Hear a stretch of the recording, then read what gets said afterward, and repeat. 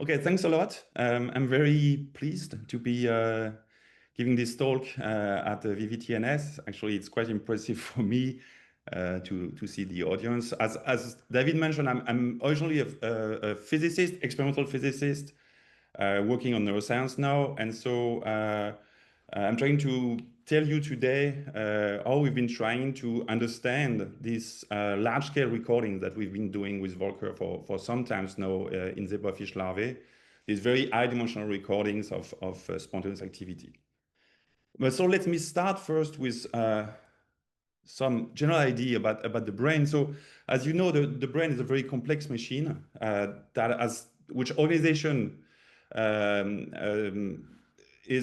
which is organized over a length scale that goes from sub-micron to centimeters. And so I think that's what makes it very complex. And from an experimental point of view, you cannot really address all these scales together. It's important also to realize that you don't only have length scale, you also have time scales. So you can have very fast process at the level of synapses that are going to be integrated by neurons. And then these firing neurons can organize into recurrent networks, for instance, which can have some sort of persistent times. And eventually this is going to show up as a sort of relatively slow, large-scale activity of the brain.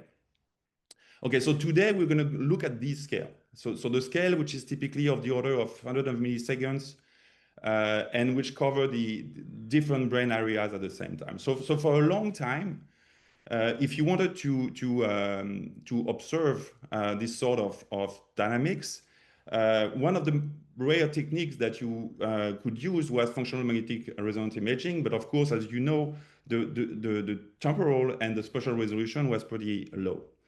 But so now we have this system that we've been working on for some time, which is called zebrafish larvae.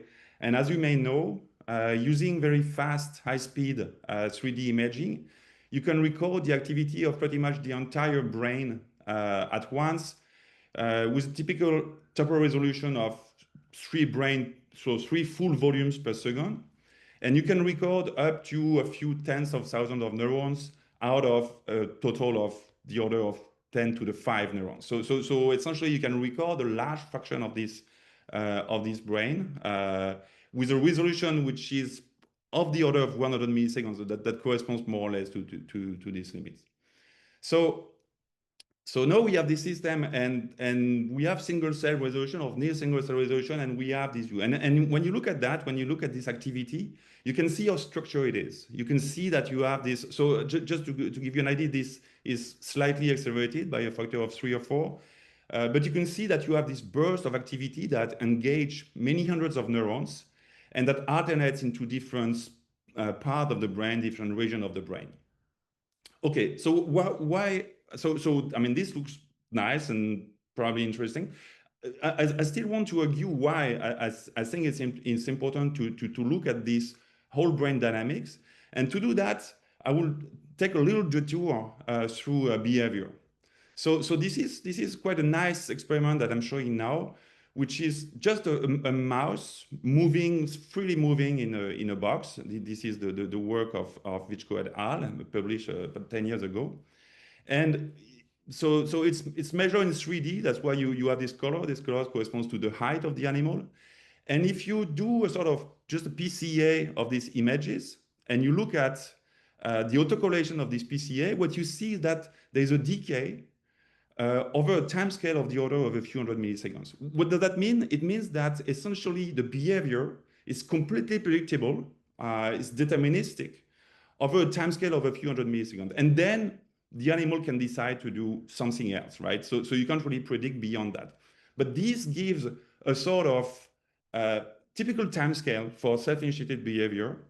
And this time scale can be used to essentially segment the behavior into different types of so small syllables, if you want, which people call poses. And now if you align all these sort of behavioral units for different animals, they all look the same. So essentially that means that you can describe behavior as a sequence of very stereotyped poses. And now if you look at how these poses are sequenced in time, which is shown in this sort of Markovian matrix, you see that there is a lot of stereotypy as well. So the sequence is not completely random, but is statistically constrained. And this matrix is going to change a little bit depending on the context, the task, or internal states. So the hypothesis that we're making is that this structure in the self-initiated behavior, in a way, is reflected in this whole brain activity that I showed you before. And so if that is true, that means that we should be able to describe these dynamics as a sort of exploration of something that I'm going to describe as a sort of activity landscape, where the animal hops from different metatable states that correspond in a way to these behavioral poses that I was talking about just before. Okay, and so the idea is that you have different brain states with the transition statistics, and at this level of coarse graining, because it's very stereotypical in the behavior between animals, it should also be highly conserved at the level of the brain. And so the whole idea of this talk today, and just to mention, this idea is in fact, in a large part borrowed from the work of Luca Mazzucato. Okay, so the idea of this talk today is to show you, to tell you about a way that we've been trying to reveal this sort of regularities in the dynamic of activity, of spontaneous activity of the brain. So essentially you have here 6 different animals, 6 different brains. You see this sort of structure, spontaneous activity. This is just a projection of the activity of the neurons. And we want to extract these different brain states the same way as Vychko did in the behavior. Okay, so essentially the talk is in 2 parts. The first part is I'm going to tell you about the technique to learn a sort of cell assembly level representation of the brain activity. And then, because we want to compare individuals, we will try to align the latent representation of these different models between the different individuals. And once we have this alignment, we will segment the latent space into these different brain states that will now be comparable between different fish. And we will try if we can actually see some regularities in these hopping dynamics. Okay, so the first part is about this model to sort of infer this representation. And so it's in a large part the work of these 2 guys, Thijs van der Plas, who was at LGP for some time, which is now at Turing Institute in London, and Jérôme Tubiana, who spent some time at LPENS when we worked together, and who now has a PI position at Tel Aviv University. Okay, so we're going to use something called the Restricted Boltzmann Machine, which was introduced quite a few decades ago by Geoffrey Hinton. So the idea is that we are going to represent this activity with a very simple bipartite graph, which is shown here. So on the left, you have the neurons. This layer is going to represent the activity of the neurons. And this second layer is going to represent the sort of collective activity of cellular assemblies. So there is no direct connection between the neurons. The correlation, the connection between the neurons are entirely taken into account by these features here. So there are way less features M than the number of neurons. And now it's called the Boltzmann machine because the probability that we use is a Boltzmann distribution with an energy that for any configuration given by the vector V and H, that reads like that. So you have 2 terms that correspond to the activation of the first layer, VI, through the field GI, and then a potential that is applied for the activity of the hidden units. And then these terms reflect the connection between the 2 layers through the weights omega I mu. Okay, so this energy, you can marginalize it through the different configuration of H. So you can actually define an effective energy for any configuration of activity V. And so this is really the sort of vision that I told you about before. The idea is that the activity is seen as moving onto a well-defined potential defined by this effective energy EF. Okay, so now one of the nice aspects of this model is that it's generative, which means that you can create synthetic activity by going from the visible layer to the hidden layer, back to the visible layer, and so forth, using the conditional probability that you can compute P of H knowing V and P of V knowing H. Okay, so by doing that, you can obtain this sort of thing. So here on the left, you have an actual snapshot of the activity of the brain. And here you have the resulting synthetic activity that you obtain by going back and forth, as I showed you here. And this is the average activity, average over all these different synthetic activities. So you see that essentially this pattern is a sort of filtered version of the actual brain activity. Okay, so all you train this system. So this system is trained by maximizing the probability of the different activity that you have recorded on the data.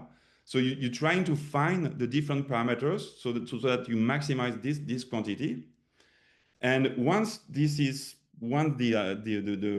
model is correctly trained, you see that you can correctly reproduce with the model the first and second order statistics of the system itself. So the mean activity of the neurons, and for instance the covariance of the activity of the different neurons. Okay, so once you have a trained model, you can look at what the different hidden units represent. So this image, in a way, shows for each hidden unit with a certain color the position of the neurons that have a large connection with these different units. Okay, and so one very appealing aspect of this model is that they are easy to interpret. So these hidden units, for instance, form some assemblies that we can interpret. For instance, this series of hidden units, which are 161, I mean, like just a few of them that we selected. We know that they correspond, for instance, in that case, to the circuits that are involved in the ocular saccades. You can also find some of these hidden units corresponding to specific cell types, for instance, vague population, so excitatory population or inhibitory population, or that are just, like localized into specific part of the brain, for instance, here the optic tectum, or here in the cerebellum. So they are not completely dispersed, and they are relatively easy to interpret, which make this model quite nice, because it's always, I mean, it's different from a sort of black box model, and we sort of like that.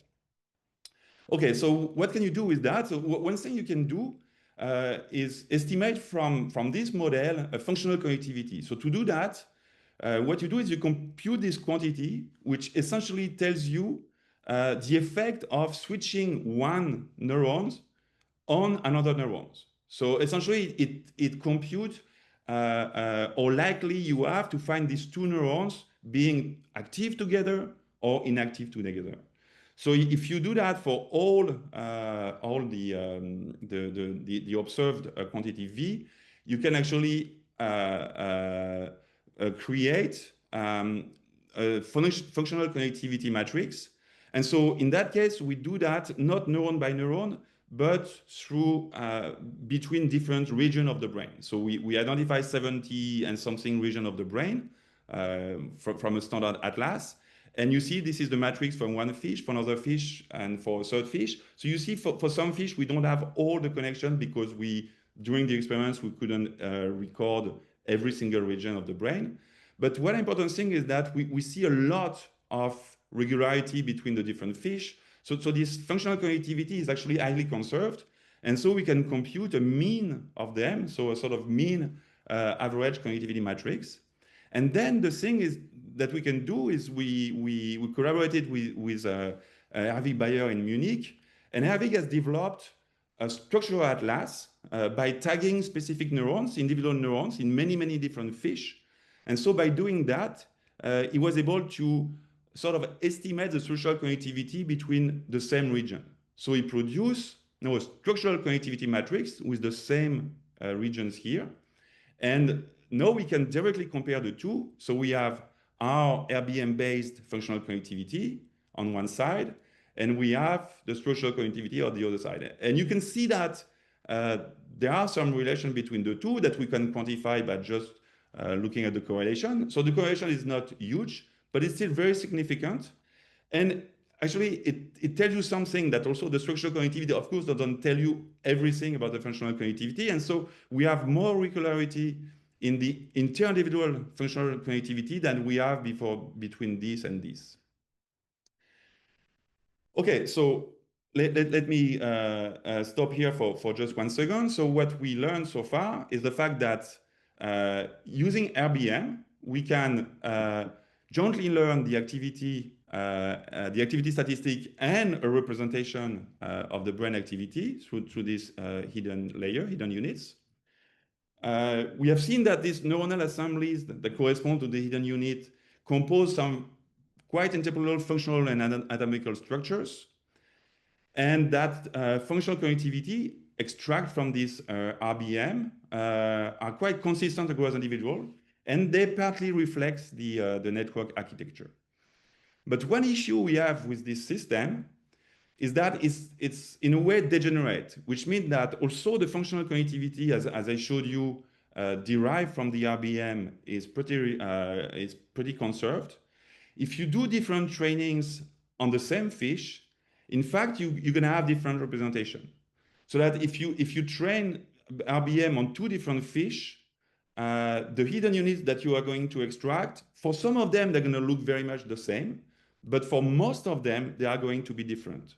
So as I remind you, the objective for us is to find a sort of common ground, a shared representation, and this doesn't work directly by just training different RBM on different fish.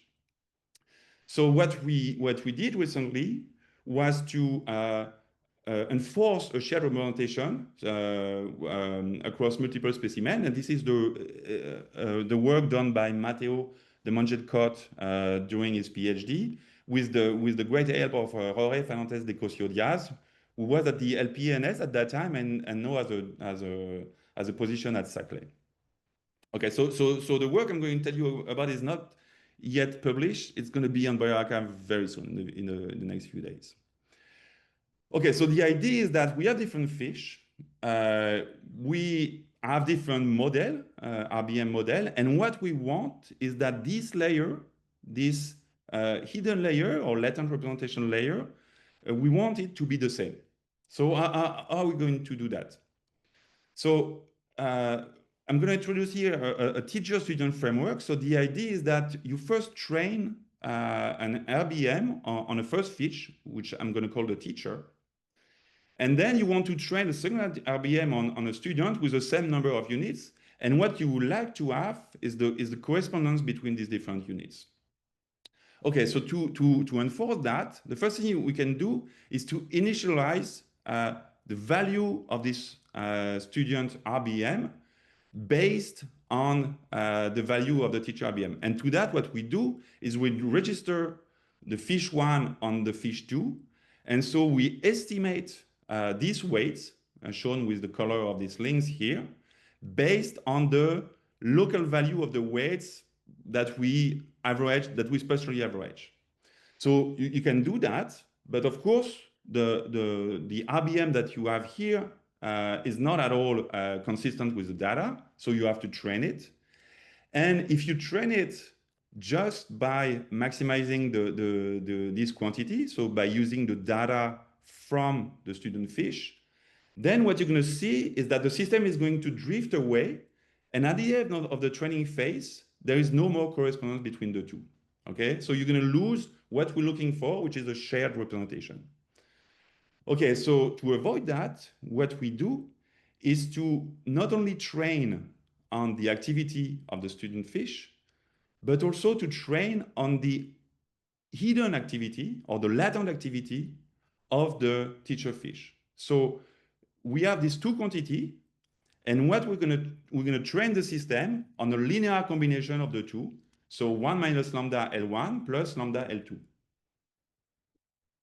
And by doing that, we are enforcing the fact that these two representations on the left and on the right are going to remain the same. So one first important remark is that when you do that, the convergence of the training of the student model is way more robust and 10 times more faster. So in a way, by driving the system into some predefined hidden representation, you are facilitating the convergence of the model. Okay, so then when you look at the hidden units as we did before, you see that no, they're not perfect, of course, because remember, this is two different fish. The individual neurons are not located at the same place. They don't even have the same number of neurons, but you can see that they more or less represent the same sort of spatial patterns in the animal brain. Okay, and no, in fact, if you look at the hidden units distribution, P of H for the teacher fish or for the student fish, for one unit here, the number 37, or for another one, you see that they look very much the same. And so this is just a 2D representation of this very high dimensional latent space, which I'm sort of showing here. And in a way, this shows that we have managed to put these two fish onto the same latent representation. Okay, so now what can we do with that? So you remember that with this bipartite graph, what we can do is something which I call reconstruction. So you take the activity of the brain, you go through the latent layer, and you can go back to the activity. So this way you can create activity, and if you average that, you see that this is the activity, and this is the reconstructed activity, which is essentially a filtered version of the activity here of the fish. So this is something that you can do with this sort of graphs, but no, because we have the same latent representation. What we can do is we can go from the teacher fish to the latent layer, and then we jump to the latent layer of the second fish and back onto the activity here. And this is shown here. So here you have the activity of the teacher. Here you have the filtered reconstructed activity of the teacher on itself. And here you have the activity of the teacher translated in the brain of the student fish. So again, these fish and these fish do not share the same neurons, right? But essentially what we've done with this technique is to create the activity that will correspond to the activity that these fish would have if in a way it would have the same, underlying activity. So we can translate from one to the other.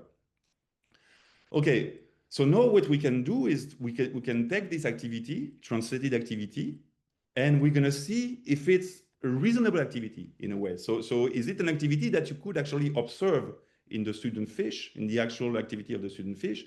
And to do that, what we can do is we can estimate the free energy, which essentially is the probability of the pattern of activity V. So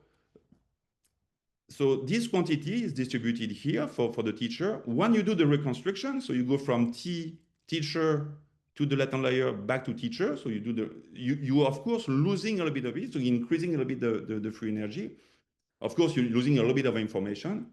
But importantly, if you go from student to teacher, essentially it's similar. So the translated activity from student to teacher is as likely as the activity of the teacher reconstructed on itself. And this is the same if you go in the other direction. So essentially, we were able, through this latent space, to translate activity and produce some activity in this new brain that are as likely as you would expect if the activity was actually produced by this second brain. Okay, So now that we have a shared representation, so a shared space between the two brains, we can do exactly what people in the behavior in the behavior experience were doing. So we are going to segment this representation into brain states. So we start with this hidden representation or latent representation, and we are going to transform that into discrete states, because what we want to know is if there is actually stability or sort of regularity in the way the animal goes from one region of this space to another. Okay, so we need to segment the latent space. So to do that, so we have our RBM here with the visible state, so the actual activity of the neurons. Here, the hidden state, which is the latent representation. And what we're going to do is we're going to add a second RBM, which we call a state RBM. But in this second RBM, the RBM is going to take the latent activity as an input, and the latent layer is going to be binary. And so this binary activity, we can transform it into a decimal number, which essentially gives us a state number. So by doing that, we can transform any visible activity into one of, in that case, 64 states. And so this is for instance, the activity of an actual brain, and you see how the activity goes from one of these 64 states. So I'm going to show you again in this movie. So here you have the actual data. Here you have the reconstructed data, and here you have the corresponding state. Okay, and here at the bottom, I show you the sequence of state that the animal is going to go through. So you see the activity, you see this activity filtered out through the latent space. And now you see that this is transformed into a discrete sequence of what we call brain states. Okay? But now, because we have a common latent space for the two, for the different brains, we can actually do that for different fish. So we can look at the sequence of the brain states for fish 1 and fish 2 and then compare the two, because at the level of the hidden state here, we have a common space. Okay, so first we can look at the shape of this brain state. So the brain states are, a combination of the different hidden units. And so you see that for fish 1 and fish 2, and this is just one of, 5 of, in that case, 32 states. So you see that, again, they look pretty similar between them. And what is important is if you look at the usage statistics, so how many times you observe these different states during the alpha and hour recordings for the two fish, they are very correlated. In other words, if one of the states appear many times in fish 2, it also appears many times in fish 1. Okay, so that's the first thing. The second thing, of course, you can look at is the transition. So now, if you are in the current state in fish 1 and you look at the statistic to go in another state in fish 2, current states at time t and next state at time t plus 1. These transition matrix, this Markovian transition matrix, again, are relatively conserved, which means that as long as you observed this transition in both the fish, which is not the case for these dots here, you have a relatively high correlation between the two.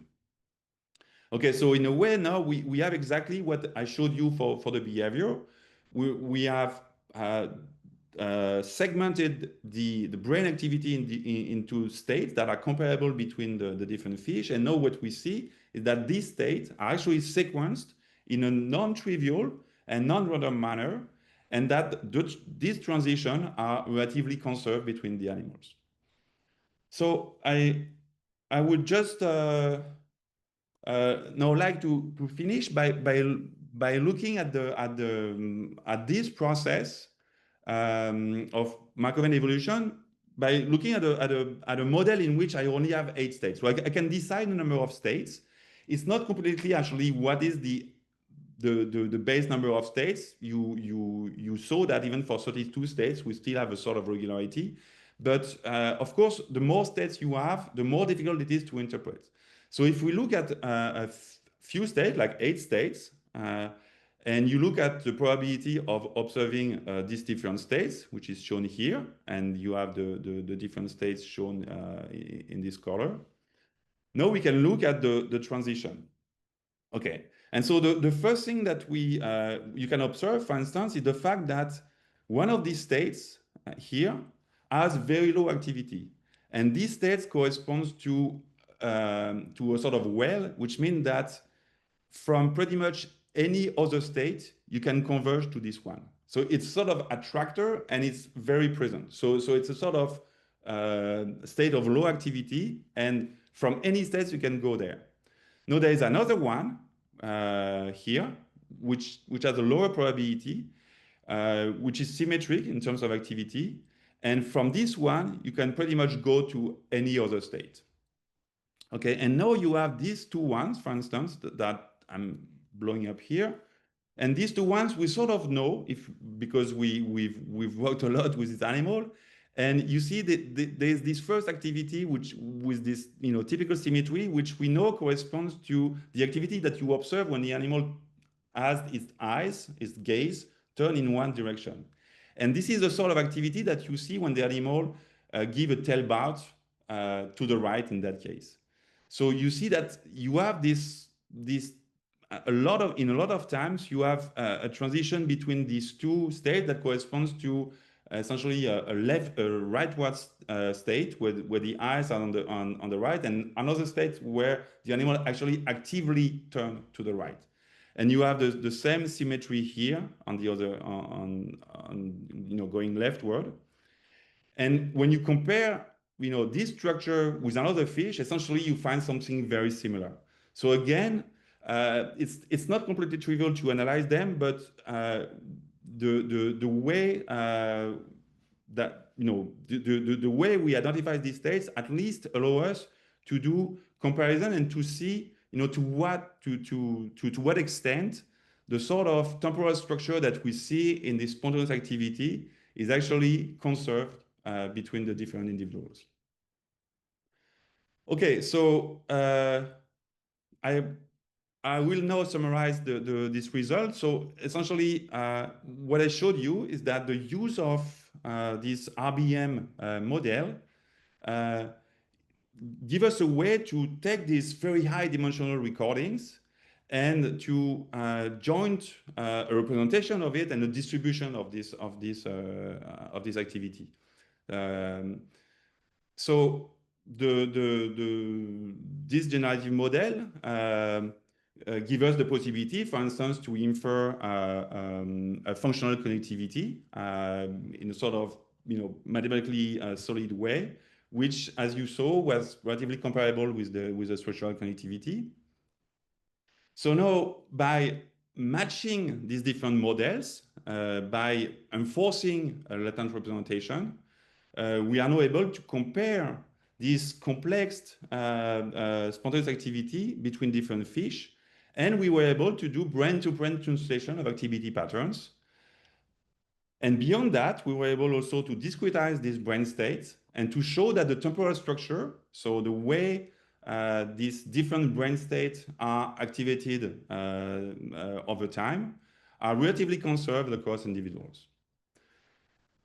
Okay, so this is still an ongoing work, and of course, going back to my introduction, I think it will be really interesting. I try to show you at the very end that we can link some of these brain states to behavioral counterparts, but it will be interesting to do that by recording the activity of the brain at the same time as we record the behavior of the fish in a head-fixed configuration. We are also testing the possibility to use this brain scale model of spontaneous activity to do some sort of phenotyping, for instance, to see if we can see differences between fish depending on some, for instance, context, temperature, genetic perturbation.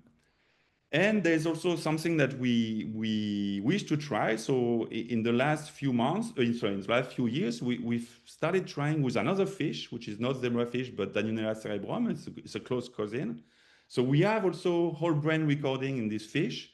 And we can see by eye that there is some interesting dynamics that seem to be shared between these two species. And we think that it should be possible to train one model the same way as I showed you for two different zebrafish, between one zebrafish and one Danionella. And so that would maybe help us to understand which part of this dynamics is actually conserved between these two species and which part are actually different. Okay, so I'm going to stop here. I want to acknowledge the people who've done a lot of this work. So Matteo de Mengencode, as I mentioned before, Thijs van der Plas at Radboud University, who is now in London, Jérôme Tubiana, Tel Aviv University, and Roré at LPENS, now at Saclay, with also the help of Rémi Monasson and Simona Coco.